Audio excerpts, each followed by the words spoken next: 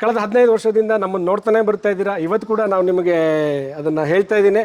ಚಿಕ್ಕದಾಗಿ, ತುಂಬ ಚಿಕ್ಕದಾಗಿ, ಚೊಕ್ಕದಾಗಿ ನನ್ನ ಸಂಸ್ಥೆನ ಇಂಟ್ರೊಡ್ಯೂಸ್ ಮಾಡೋಂತ ಹೋಗ್ತೀನಿ. ಪ್ರತಿ ವರ್ಷ ಜೂನ್ ಎಂಡು ಜುಲೈ ಮಿಡ್ಲಲ್ಲಿ ಒಂದು 20-25 ದಿನ ಮಾತ್ರ ನಮಗೆ ಬೇವಿನ ಬೀಜ ಬರುತ್ತೆ. ರಾಜ್ಯದ ವಿವಿಧ ಭಾಗಗಳಿಂದ, ಉತ್ತರ ಕರ್ನಾಟಕ ಮತ್ತು ಉತ್ತರ ಭಾರತದಿಂದ ಬರುತ್ತೆ. ಸೊ ಅಲ್ಲಿ ಬಂದಂಥ ಬೇವಿನ ಬೀಜಗಳನ್ನು ನಾವು ಕಲೆಕ್ಟ್ ಮಾಡ್ಕೊಳ್ತೀವಿ, ಸ್ಟೋರ್ ಮಾಡ್ತೀವಿ. 1 ವರ್ಷಕ್ಕಾಗುವಷ್ಟು ಬೇವಿನ ಬೀಜವನ್ನು ಸ್ಟೋರ್ ಮಾಡ್ತೀವಿ. ಸೊ ಸ್ಟೋರ್ ಮಾಡಿರೋವಂಥ ಬೇವಿನ ಬೀಜಗಳನ್ನು ನಾವು ಡ್ರೈ ಆದಮೇಲೆ ನೇರವಾಗಿ ಹಾಕೋಕ್ಕೆ ಸ್ಟಾರ್ಟ್ ಮಾಡ್ತೀವಿ. ಆಗಸ್ಟ್, ಸೆಪ್ಟೆಂಬರ್, ಅಕ್ಟೋಬರ್ ತಿಂಗಳಲ್ಲಿ 12-15% ನಮಗೆ ನೀಮ್ ಆಯಿಲ್ ಇರುತ್ತೆ. ಹೋಗ್ತಾ ಹೋಗ್ತಾ ಮಾಯಿಶ್ಚರ್ ನಮಗೆ 10-15% ತನಕ ಮಾಯಿಶ್ಚರ್ ಇರುತ್ತೆ. ಹೋಗ್ತಾ ಹೋಗ್ತಾ ಆಯಿಲ್ ಕಂಟೆಂಟ್ ಕಡಿಮೆ ಆಗುತ್ತೆ, ಜೊತೆಗೆ ಮಾಯಿಶ್ಚರ್ ಕೂಡ ಕಡಿಮೆ ಆಗುತ್ತೆ. ಅದ್ರ ಜೊತೆಗೆ ಕಾಸ್ಟ್ ಕೂಡ ಜಾಸ್ತಿ ಆಗ್ತಾ ಹೋಗುತ್ತೆ. ಯಾಕಂದರೆ ಬೇವಿನ ಬೀಜದ್ದು ಮಾಯಿಶ್ಚರು ಮತ್ತು ಆಯಿಲ್ ಕಂಟೆಂಟ್ ಕಡಿಮೆ ಆದಂಗೆ ವೆಯ್ಟ್ ಲಾಸ್ ಆಗುತ್ತೆ. ಹಾಗಾಗಿ ಮಾರ್ಕೆಟಲ್ಲಿ ಡಿಮ್ಯಾಂಡ್ ಆ್ಯಂಡ್ ಸಪ್ಲೈ ನೋಡಿಕೊಂಡು ನಮಗೆ ವೆಯ್ಟ್ ಲಾಸ್ ಕೂಡ ಆಗುತ್ತೆ. ಜೊತೆಗೆ ಇದು ಸಿಂಪಲ್ ಪ್ರೋಸೆಸ್, ಇದರಲ್ಲಿ ಯಾವುದೇ ರಾಕೆಟ್ ಸೈನ್ಸ್ ಇಲ್ಲ. ನೇರವಾಗಿ ತಂದು ಬಂಕಲ್ಲಿ ಸುರಿತೀವಿ. ನಮಗೆ ಯಾವುದು ಲಿಕ್ವಿಡ್ ಸ್ಪ್ರೇ ಮಾಡಬೇಕು ಅಂದ್ಕೊಂಡಿವಿ ಅದನ್ನು ಸ್ಪ್ರೇ ಮಾಡ್ತೀವಿ. ಪುಡಿ ಆಗುತ್ತೆ, ಚೀಲ ಆಗುತ್ತೆ, ಬ್ಯಾಗ್ ಆಗುತ್ತೆ, ಸ್ಟಿಚ್ ಆಗಿ ನೇರವಾಗಿ ರೈತರ ಮನೆಗೆ ಹೋಗುತ್ತೆ. ಸೊ ಇದ್ರ ನಡುವೆ ಕ್ವಾಲಿಟಿಲಿ ಯಾವುದೇ ಥರದ ಕಾಂಪ್ರಮೈಸ್ ಇಲ್ಲ. ನಿಮಗೆ ಯಾವುದು ಬೇಕು, ನಿಮಗೆ ಏನು ಬೇಕು ಅನ್ನೋದನ್ನು ನೀವು ಬಂದು ತೊಗೊಳ್ಳಿ. ಬಿಕಾಸ್ ನೀವು ಇಲ್ಲಿ ಧರ್ಮಕ್ಕೆ ತೊಗೊಳ್ತಾ ಇಲ್ಲ, ಫ್ರೀಯಾಗಿ ತೊಗೊಳ್ತಾ ಇಲ್ಲ, ಹಣ ಕೊಟ್ಟು ತೊಗೊಳ್ತಾ ಇದ್ದೀರಾ. ನಿಮಗೆ ಬೇಕಿರೋವಂಥ ಕ್ವಾಲಿಟಿ ಗುಣಮಟ್ಟವನ್ನು ಕೇಳಿ ತೊಗೊಳ್ಳಿ. ಬೇವಿನ ಪುಡಿ ಹಾಕೋದ್ರಿಂದ ಏನಾಗುತ್ತೆ, ಎಲ್ರಿಗೂ ಒಂದೇ ಪ್ರಶ್ನೆ. ರೈತರೇ, ಬೇವಿನ ಪುಡಿ ಹಾಕೋದ್ರಿಂದ ಗಿಡಗಳಿಗೆ ಮೊದಲು ಉತ್ತಮ ಗುಣಮಟ್ಟದ ಒಂದು ಆ್ಯಂಟಿ ಫಂಗಲ್ ಆಗಿ, ಆ್ಯಂಟಿ ಪೆಸ್ಟಿಸೈಡ್ ಆಗಿ, ಪೆಸ್ಟ್ ರಿಪೆಲೆಂಟ್ ಆಗಿ ಅಥವಾ ಕೀಟ ನಾಶಕದ ಥರ ಕೆಲಸ ಮಾಡುತ್ತೆ. ಮತ್ತೊಂದು ಉತ್ತಮ ಸಾವಯವ ಗೊಬ್ಬರ ಥರ ಕೂಡ ಕೆಲಸ ಮಾಡುತ್ತೆ. ನಾನು ಕಳೆದ ವರ್ಷ ಬೇವಿನ ಪುಡಿ ಹಾಕಿದ್ದೆ ಸರ್, ಬಟ್ ನನಗೆ ರಿಸಲ್ಟ್ ಬರಲಿಲ್ಲ ಅನ್ನೋದು ಎಲ್ರದ್ದು. ಬೇವಿನ ಪುಡಿ ಹಾಕಿದ್ದೀನಿ ಅನ್ನೋದು ನಿಮ್ಮ ಮನಸ್ಸಿನ ಸಮಾಧಾನಕ್ಕೆ ಹಾಕೋಬೇಕು ವಿನಃ ಯಾವ ಬೇವಿನ ಪುಡಿ ಹಾಕಿದ್ದೀರಾ ಅನ್ನೋದು ತುಂಬ ಇಂಪಾರ್ಟೆಂಟ್ ಆಗುತ್ತೆ. ತುಂಬ ಪ್ಯೂರ್ ಪರಿಶುದ್ಧವಾಗಿರುವಂಥ ಬೇವಿನ ಪುಡಿ ಯಾವುದೇ ಸಂಸ್ಥೆದಾಗಲಿ ಪರಿಶುದ್ಧವಾಗಿರೋದು ಹಾಕಿದರೆ 100% ನಿಮಗೆ 3-4 ತಿಂಗಳಲ್ಲಿ ಆ ಬದಲಾವಣೆಗಳು ನಿಮ್ಮ ಗಿಡ ಅಥವಾ ಮರದಲ್ಲಿ ಕಂಡೇ ಕಾಣ್ತಾ ಇಲ್ಲ ಅಂತಂದರೆ ನೀವು ಖಂಡಿತವಾಗಿಯೂ ಹಾಕಿರೋದು ಬೇವಿನ ಪುಡಿ ಹೆಸರಿನ ಮತ್ತೊಂದು ಪುಡಿ ವಿನಃ ಬೇವಿನ ಪುಡಿ ಅಲ್ಲ. ಹಾಗಾಗಿ ನೀವು ಬಳಸುವಂಥ ಉತ್ಪನ್ನಗಳನ್ನು ಮತ್ತೊಮ್ಮೆ ಪರಿಶೀಲಿಸಿ ಬಳಸುವಂಥದ್ದು ಉತ್ತಮ. ನಮಸ್ಕಾರ, ಶಿವಪ್ರಸಾದ್, ನಾನು ನಿಮ್ಮ ರಾಯಲ್ CSP. ಸರ್, ನಮ್ಮಲ್ಲಿ ಬೇವಿನ ಪುಡಿ, ಸಾವಯವ ಗೊಬ್ಬರ, ಗ್ರ್ಯಾನ್ಯುಲೇಟೆಡ್ ಜಿಪ್ಸಮು, ಗ್ರ್ಯಾನ್ಯುಲೇಟೆಡ್ ಕ್ಯಾಲ್ಶಿಯಮ್ಮು, ಗ್ರ್ಯಾನ್ಯುಲೇಟೆಡ್ ಡೋಲೋಮೈಟ್ ಗ್ರ್ಯಾನ್ಯೂಲ್ಸು, ಸೊ ಅದರೊಟ್ಟಿಗೆ ನೀಮ್ ಆಯಿಲು, ಬಯೋ ಫರ್ಟಿಲೈಸರ್ಗಳು, ಇದೆಲ್ಲ ಉತ್ಪನ್ನಗಳನ್ನು ಇಲ್ಲಿ ಮಾಡ್ತೀವಿ. ಸೊ ಬನ್ನಿ ಪರಿಚಯ ಮಾಡಿಕೊಡ್ತೀನಿ. ನಮ್ಮಲ್ಲಿ ನಾನು ಹೇಳಿದ ಹಾಗೆ ನಾವೆಲ್ಲದನ್ನು ಕೂಡ ಯಾವುದು ತಂದು ಸೇಲ್ ಮಾಡಲ್ಲ. All are manufactured by here only. ಉತ್ಪನ್ನಗಳನ್ನು ನಾವು ಇಲ್ಲೇ ಉತ್ಪಾದನೆ ಮಾಡ್ತೀವಿ. ನಾವು ಕಳೆದ 15 ವರ್ಷಗಳಿಂದ ಈ ಸಾವಯವ ಕ್ಷೇತ್ರದಲ್ಲಿದ್ದೀವಿ. ಜೊತೆಗೆ ನಾವು ಬೇವಿನ ಪುಡಿನ ತುಂಬ ದೊಡ್ಡ ಪ್ರಮಾಣದಲ್ಲಿ ಮ್ಯಾನುಫ್ಯಾಕ್ಚರ್ ಮಾಡ್ತೀವಿ. ನಾವು one of the largest manufacture in Karnataka ಬೇವಿನ ಪುಡಿಲಿ. ಜೊತೆಗೆ ವಿಶೇಷ ಅಂತ ಹೇಳೋದಾದರೆ, ನಮ್ಮಲ್ಲಿ ನಾವು ಹೊಸದಾಗಿ ಕೃಷಿಗೆ ಬರ್ತಕ್ಕಂಥ ಸಾವಯವ ಕ್ಷೇತ್ರಕ್ಕೆ ಕಾಲಿಡಬೇಕು ಅಂತ ಬರ್ತಿರ್ತಕ್ಕಂಥ ರೈತರುಗಳಿಗೆ, ಹೊಸ ಸಾಫ್ಟ್ವೇರ್ ಇಂಜಿನಿಯರ್ಗಳು ಅಥವಾ ಹೊಸದಾಗಿ ಕೃಷಿ ಕ್ಷೇತ್ರದ ಬಗ್ಗೆ ಜ್ಞಾನವೇ ಇಲ್ಲದೆ ಜ್ಞಾನ ಬರೋ ಅಂಥವ್ರು, ಇಂಥವ್ರಿಗೆ ನಾವು ನಿತ್ಯ ಅವ್ರಿಗೆ ತರಬೇತಿ ಕೊಡುವಂಥದ್ದು. ಇಲ್ಲಿ ಬಂದಾಗ 2 hours 3 hours ಬೇಸಿಕ್ ಅವರಿಗೆ ಏನು ನಾಲೆಡ್ಜ್ ಕೊಡಬೇಕು ಆ ನಾಲೆಡ್ಜನ್ನು ಕೊಟ್ಟು ಕೃಷಿ ಮಾಡಿಸ್ತಾ ಇದ್ದೀವಿ. ಅದಕ್ಕೆ ಯಾವುದೇ ರೀತಿ ಚಾರ್ಜಸ್ ಆಗಲಿ ಮತ್ತೊಂದಾಗಲಿ ತೊಗೊಳ್ಳಲ್ಲ. ಸೊ ನೀವು ಈ ಕೆಳಗಡೆ ಬರ್ತಾ ಇರೋವಂಥ ನಂಬರ್ಗೆ ಫೋನ್ ಮಾಡಿ ನೀವು ಆ ಕನ್ಸಲ್ಟೇಷನ್ಸ್ನ 100% ತೊಗೋಬೋದು. ನಮಗೆ ಗೊತ್ತಿರೋ ಅಷ್ಟು ಮಾಹಿತಿ, ನಮಗೆ ಎಲ್ಲದೂ ಗೊತ್ತು ಅಂತ ಅಲ್ಲ, ನಮಗೆ ಗೊತ್ತಿರೋ ಅಷ್ಟು ಮಾಹಿತಿನ ಖಂಡಿತವಾಗಿಯೂ ಶೇರ್ ಮಾಡ್ಕೊಳ್ತೀವಿ.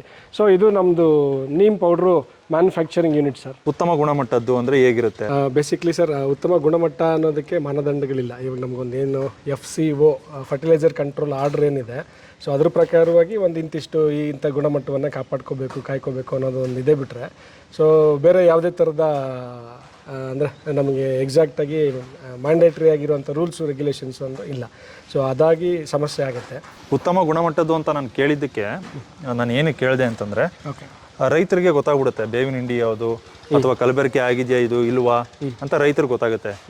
ಈಗ ನನಗೆ ತುಂಬ ಜನ ಅಂದರೆ ಕ್ವಶನ್ ಕೇಳ್ತಿರೋದು ಕಮೆಂಟ್ ಮೂಲಕ, ತಪ್ಪಿದ್ರೆ ಇನ್ಸ್ಟಾಗ್ರಾಮ್ DM ಮಾಡಿ ಉತ್ತಮ ಗುಣಮಟ್ಟದ್ದು ಅಂದರೆ ಹೇಗಿರುತ್ತೆ, ಎಲ್ಲಿ ಸಿಗುತ್ತೆ ಸರ್? ನಿಮ್ಮ ಪ್ರಶ್ನೆಗೆ ನಾನೊಂದು ಪ್ರಶ್ನೆ ಹಾಕ್ಕೊಳ್ಳೋದಾದರೆ, ಈ ಥರದ ಪ್ರಶ್ನೆಗಳು ಜಾಸ್ತಿ ಬರೋದು ಇತ್ತೀಚಿನ ದಿನಗಳಲ್ಲಿ.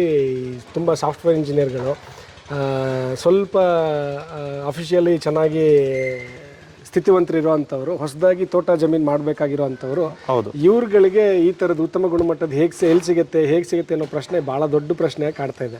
ಬಿಕಾಸ್ ಯಾಕಂದರೆ ಅವರಿಗೆ ಕೃಷಿ ಬ್ಯಾಕ್ಗ್ರೌಂಡ್ ಅವ್ರ ಅಜ್ಜನೋ ಅವ್ರ ತಾತನ ಕಾಲದಲ್ಲಿ ಇತ್ತು, ಮಾಡ್ತಿದ್ರು, ಜಮೀನು ಮಾಡ್ಕೊಂಡು ಬೆಂಗಳೂರು ಬಂದು ಸೆಟ್ಲ್ ಆದರು. ಸೊ ಅದಾದಮೇಲೆ ಇವತ್ತು ಹಣ ಇದೆ, ಆಸ್ತಿ ತೊಗೊಂಡ್ರು, ಅದು ಸೊ ಮಾಡೋಕ್ಕಾಗ್ತಾಯಿಲ್ಲ. ಮಾರ್ಕೆಟಲ್ಲಿ ಈಗ ಅವರನ್ನೆಲ್ಲ ಹೇಗೆ ಅಂತ ಕರೀತಾರೆ ಅಂದರೆ ಹೈಲಿ ಎಜುಕೇಟೆಡ್ ಫಾರ್ಮರ್ ಕರೀತಾರೆ. ಅಂದರೆ ಅವರು ತುಂಬ ಅತಿಯಾದ ವಿದ್ಯಾವಂತರು, ರೈತ ಪೆದ್ರು ಅಂತೇಳಿ. ಅಂದರೆ ಅವ್ರಿಗೆ ಕೃಷಿ ಮಾಡೋದ್ರ ಬಗ್ಗೆ ಕಂಪ್ಲೀಟ್ ಗೂಗಲ್ ಸರ್ಚ್ ಮಾಡ್ತಾರೆ, ಹೌ ಟು ಮೇಕ್ ಎ ಬೇಸಾಯ, how to put a neem powder. So ಇದು ಸರ್ಚ್ ಮಾಡ್ತಾ ಹೋಗ್ತಾರೆ ವಿನಃ ಎಲ್ಲರೂ ಮೋಸ ಮಾಡೋದಕ್ಕೆ ಮೊದಲು ಟಾರ್ಗೆಟ್ ಮಾಡ್ಕೊಳ್ಳೋವಂಥದ್ದೇ. ಸೊ ಈ ಥರದ ಈ ನ್ಯೂಲಿ ಫಾರ್ಮಿಂಗ್ ಕಮ್ಯುನಿಟಿಗೆ ಏನು ಬಂದು ಜಾಯಿನ್ ಆಗ್ತಾರೆ ಈ ಗೂಗಲ್ ನೋಡಿಕೊಂಡು, ಸೊ ಇವ್ರಿಗೆ ಅವ್ರಿಗೆ ಆಗೋ ಆದಾಯಕ್ಕಿಂತ ಖರ್ಚೇ ಜಾಸ್ತಿ. 1-2 ಕೋಟಿನೋ 50 ಲಕ್ಷನೋ 3 ಕೋಟಿನೋ ಎಷ್ಟೋ ಅವರವರ ಕೆಪಾಸಿಟಿಗೆ ತಕ್ಕಂಗೆ ಜಮೀನು ಜಾಗ ತೊಗೊಂಡ್ಬಿಡ್ತಾರೆ. ಸೊ ಜಾಗ ತೊಗೊಂಡ ನಂತರ ಅವ್ರಿಗೆ ಪ್ರಾಬ್ಲಮ್ ಏನಾಗುತ್ತೆ, ಗಿಡ ಎಲ್ಲಿ ತರಬೇಕು ಗೂಗಲ್ ಹುಡುಕ್ತಾರೆ, ಇದನ್ನ ಎಲ್ಲಿ ತರಬೇಕು, ಫೇಸ್ ಮಾಡೋದಿಲ್ಲಿ, ಮತ್ತು ಫರ್ಟಿಲೈಸರ್ ಏನು ಮಾಡಬೇಕು, ಇನ್ನೊಂದೇನೋ ಹಾಕಬೇಕು. ಸೊ ಎಲ್ಲದೂ ಗೂಗಲ್ ಸರ್ಚ್ ಮಾಡ್ತಾರೆ, ಗೂಗಲಲ್ಲಿ ಅಡ್ವರ್ಟೈಸ್ಮೆಂಟ್ಸ್ ಚೆಕ್ ಮಾಡ್ಕೊಳ್ತಾರೆ. ಸೊ ಅಲ್ಲಿ ತೊಗೊಳ್ತಾರೆ. ಬಟ್ ಇವಾಗ ನೀಮ್ ಪೌಡ್ರ್ ತರಿಸ್ಕೊಳ್ತಾರೆ ಅಂದ್ಕೊಳ್ಳಿ. ಸೊ ನೀಮ್ ಪೌಡ್ರು ತರಿಸ್ಕೊಂಡಾಗ ಸೊ ಅವ್ರಿಗೆ ಇವಾಗ ನಾವು ನೀಮ್ ಪೌಡ್ರೇ ಕೊಟ್ಟರು ಅದ್ರಲ್ಲಿ ಕಾಫಿ ಸಿಪ್ಪೆ ಪುಡಿ ಮಾಡಿ ಕೊಟ್ಟಿದ್ರು ಅವ್ರಿಗೆ ಗೊತ್ತಿರಲ್ಲ. ಕೆಲಸದವ್ನು ಏನು ಹೇಳ್ತಾನೋ ಚೆನ್ನಾಗಿದೆ ಅಂದರೆ ಚೆನ್ನಾಗಿದೆ, ಕೆಲಸದವ್ನು ಚೆನ್ನಾಗಿಲ್ಲ ಬುದ್ಧಿ ಇದು ಅಂತಂದರೆ ಚೆನ್ನಾಗಿಲ್ಲ. ಸೊ ಅವರು ಏನು ಹೇಳ್ತಾರೋ ಅದನ್ನು ಟ್ರಸ್ಟ್ ಮಾಡ್ತಾರೆ. That is A main issues. ಅಂದರೆ ರೈತರುಗಳಿಗೆ ಈ ಥರದ ಕಮ್ಯುನಿಟಿ ನಮಗೆ ಹೊಸದಾಗಿ ರೈತಾಪಿ ಕ್ಷೇತ್ರಕ್ಕೆ ಬರ್ತಾ ಇರೋರಿಗೆ ಈ ಕ್ಷೇತ್ರಕ್ಕೆ ಹಾಕಬೇಕಾಗಿರುವಂಥ ವಸ್ತುಗಳ ಬಗ್ಗೆ ಕ್ವಾಲಿಟಿ ಗಮನದ ಬಗ್ಗೆ ಬರ್ತಾ ಇಲ್ಲ. ಸೊ ಹೀಗೆ ಡೂಪ್ಲಿಕೇಟು ಅದು ಇದು ಏನೋ ಹೊರಗಡೆಯಿಂದ ತಂದು ಹಾಕ್ತಾರೆ, ಯಾವ ಟೈಮಿಗೆ ಏನು ಹಾಕಬೇಕು ಅನ್ನೋದು ಗೊತ್ತಿಲ್ಲ. ಹಾಗಾಗಿ ಏನೋ ಒಂದು ಕಾರಣಕ್ಕೆ ಒಂದು ಹಂತದಲ್ಲಿ 2 ವರ್ಷ 3 ವರ್ಷದ ನಂತರ ಸೋಲ್ತಾ ಹೋಗ್ತಾರೆ. ಪ್ರತಿ ಹಂತದಲ್ಲೂ ಲಾಸಸ್ ಆಗ್ತಾ ಹೋಗುತ್ತೆ, ಸೋಲ್ತಾ ಹೋಗ್ತಾರೆ. ಆವಾಗ ಅವರು ಕೃಷಿ ಮಾಡೋದನ್ನು ಬಿಡ್ತಾರೆ, ಇಲ್ಲ ಕೃಷಿ ಕ್ಷೇತ್ರ ತುಂಬ ಲಾಸ್ ಅಂತ ಹೇಳ್ತಾರೆ. ಸೊ ಅದ್ರ ಬಗ್ಗೆ ತುಂಬ ನಾಲೆಡ್ಜ್ ಇರೋವಂಥವ್ರು, ಜ್ಞಾನ ಇರೋವಂಥವ್ರು, ನಿಜವಾಗ್ಲೂ ಅದನ್ನು ಬಂದು ಪರೀಕ್ಷೆ ಮಾಡಿ ಚೆಕ್ ಮಾಡಿರೋವಂಥವ್ರು 100% ಸಕ್ಸಸ್ ಆಗಿದ್ದಾರೆ. ಸಾವಯವ ಗೊಬ್ಬರ ಎಲ್ಲ ವೀಡಿಯೋಸು ಎಲ್ಲ ಅದು ಇದು ಅಡ್ವರ್ಟೈಸ್ಮೆಂಟ್ ನೋಡ್ತಾನೆ ಇರ್ತೀರಾ. ಎಲ್ಲರೂ ಖಾಲಿ ಚೀಲ ಯಾವುದೋ ಒಂದು ತೋಟದೊಳಗೆ ನಿಂತ್ಕೊಂಡು ಮಾಡ್ತಾರೆ. ಅಲ್ಲೆಲ್ಲ ಮಾಡೋದು ಮ್ಯಾನುಫ್ಯಾಕ್ಚರಿಂಗ್ ಜಾಗದಲ್ಲಿ ಮಾಡಬೇಕು. ಯಾಕೆ ಅಂದರೆ ಅವ್ರು ಹೇಳೋ ಕುರಿ ಗೊಬ್ಬರ, ಸಗಣಿ ಎಲ್ಲದೂ ಕೂಡ ಅದರಲ್ಲಿ ಇರುತ್ತಾ, ಅವ್ರ ಹತ್ರ ಸ್ಟಾಕ್ ಇದ್ರೆ ಅಲ್ವ ಮಿಕ್ಸ್ ಮಾಡೋಕ್ಕಾಗೋದು. ಯಾರೂ ಕೂಡ ನಾನು ಇವತ್ತು ಚಾಲೆಂಜ್ ಮಾಡ್ತೀನಿ, 100ರಲ್ಲಿ 90 ಇಂಡಸ್ಟ್ರಿ ನೀವು ವಿಸಿಟ್ ಮಾಡಿ, 100 ಇಂಡಸ್ಟ್ರಿಯಲ್ಲಿ 90, 10 ಇಂಡಸ್ಟ್ರಿಯಲ್ಲಿ 9 ಜನ ಸಗಣಿ ಗೊಬ್ಬರ ಯಾರೂ ಮಿಕ್ಸ್ ಮಾಡಲ್ಲ. ನಮ್ಮ ಹತ್ರ ಇವತ್ತಿಗೂ 700ರಿಂದ 800 ಲೋಡು ಸಗಣಿ ಗೊಬ್ಬರ ಸ್ಟಾಕ್ ಇದೆ.